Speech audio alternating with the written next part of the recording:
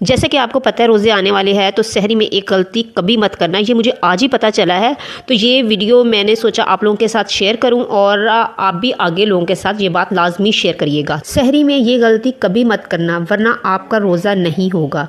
ये गलती 60 से 70% लोग करते हैं और उनका रोज़ा नहीं होता। ये लोग क़यामत के दिन अल्लाह की बारगाह में जाएंगे, या अल्लाह मेरा रोज़ा था, और अल्लाह कहेगा नहीं तुम्हारा रोज़ा नहीं था, क्योंकि वो गलती कर रहे होते हैं। वीडियो को पूरा देखना और शेयर ज़रूर करना। खुदा की कसम हो सकता है एक बंदे का भी रोज़ा बच जाए, तो ये आपकी और मेरी बख्शिश के लिए काफ़ी होगा। 60 से 70% लोग समझते हैं सहरी का वक़्त फजर की अजान तक होता है।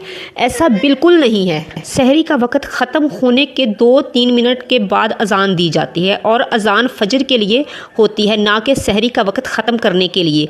खुदा के लिए इस वीडियो को हर मुसलमान के साथ शेयर करें, ताकि इस रमज़ान में ये कोई गलती